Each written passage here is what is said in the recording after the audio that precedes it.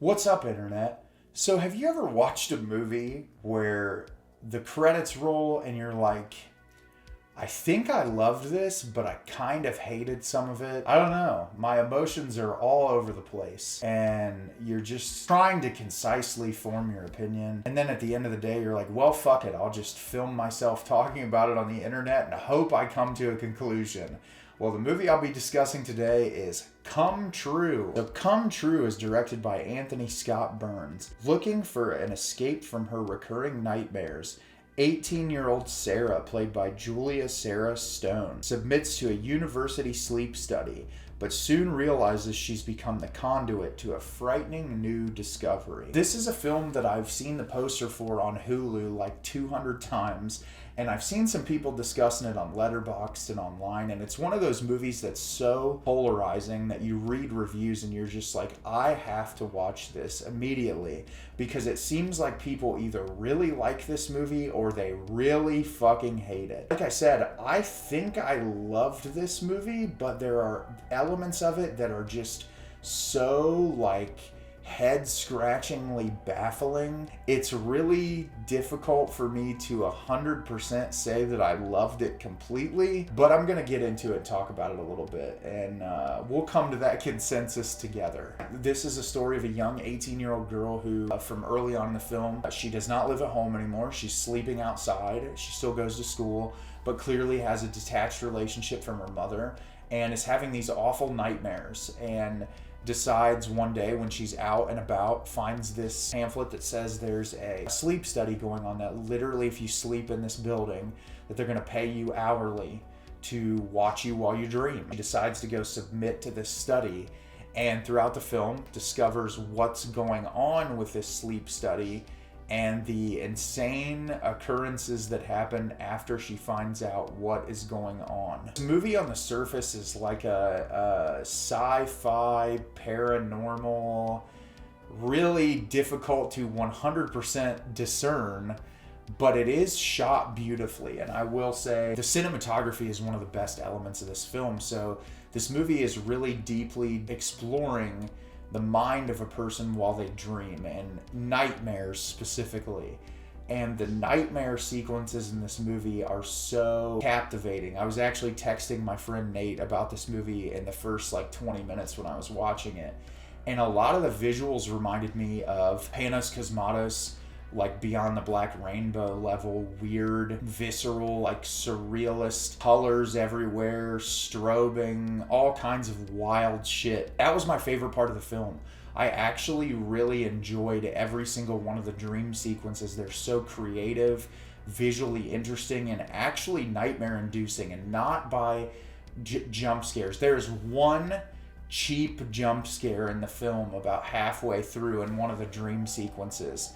And I was like, I could have done without that. But for the most part, it's just horrifying imagery that really feels so unnatural and uncomfortable that you as a person while you were asleep, if you were experiencing a nightmare, would probably feel the same way. I really enjoyed that about this movie. I think that that's probably the strongest element of this. Outside of the nightmare sequences, there are some nice cinematographical moments. This movie is shot very cool, very blue in tone, to just keep the mood kind of dreary and dreamlike and unnatural feeling. The performances are all right. I think our lead character, Sara, is probably one of the stronger performers. The whole cast of characters that work at the dream site, there's some moments that it feels like they're taking the camp up to level 100. The lead guy especially, there's two guys that are running the dream study together. There's a younger gentleman and an older guy who's supervising the whole project, and he kind of pops in and out. But the younger guy who is supervising has some very cringe level moments of dialogue, and he's not necessarily the greatest actor, but I did really like our lead character, Sara. I thought she gave a relatively strong performance. You really get into the mind of this young kid who's dealing with a lot at her age, living on her own, trying to make it for herself, also going through these horrible nightmares. That was some of the strongest stuff of the movie, was watching these nightmare sequences, and then once the whole concept of what actually is going on at this facility is understood, it's really interesting to get into it and to sort of unravel why they're doing these things and why this is occurring. Like I said, the whole plot line arc of this movie is really fascinating. And then you get to the third act, which is where I see a lot of people talk about why they don't like this movie. I would say the third act of this film is kind of a mixed bag for me.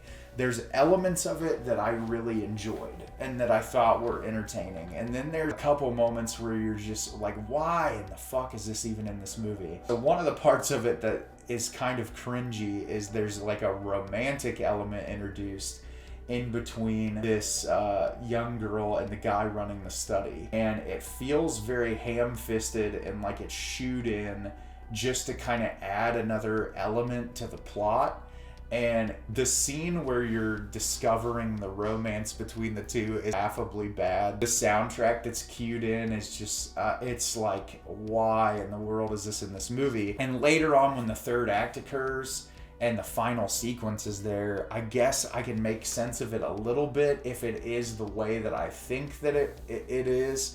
Because it's sort of left open to interpretation. It's kind of cringe level. It has like this almost drive level score to it that is pretty wild. And I'm not gonna say I didn't enjoy watching it, because even though it was bad, it was entertaining to see that element of the film. And then when the very end of the film takes place, and probably the last 10 minutes, it completely flips everything you thought you knew about the movie on its head.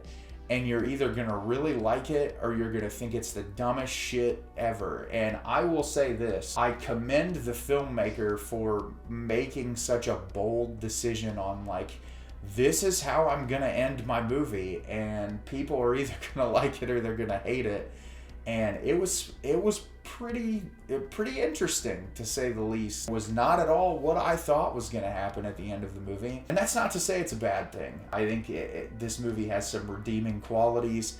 I really enjoyed like almost all of the runtime of this movie. I think the visuals are great. It has this real like surreal feeling to it, and it's a movie I plan on watching again, because the third act, like I said, it leaves this sort of head scratching idea out there that you yourself have to be like, okay, they really went this route. And I wonder if now, seeing the end of the film, if there's more context clues throughout the movie as to why that decision was made, or if it was just the director really like, I'm gonna fuck with the audience. And if that was what you did, sir, more power to you, because this movie was wild, and I'm not gonna forget it. And this is my endorsement to you as a viewer. If you're looking for something really bizarre and out of this world to watch that will leave you like, what the fuck did I just sit through? Watch Come True on Hulu. You will not be disappointed. So have you seen Come True yet? Did you love it? Did you hate it? Leave me a comment down below and let me know what you thought. I think I loved this movie. I'm not completely sure, but I will not forget watching it. And I know if you see it, you won't forget it either. As always, if you could like the video and subscribe to the channel, helps me out a lot and lets me know the type of content that you're looking for. I've got plenty of videos planned for the near future and can't wait to get them out there for you. As always, Internet, thanks so much for watching and have a great rest of your day.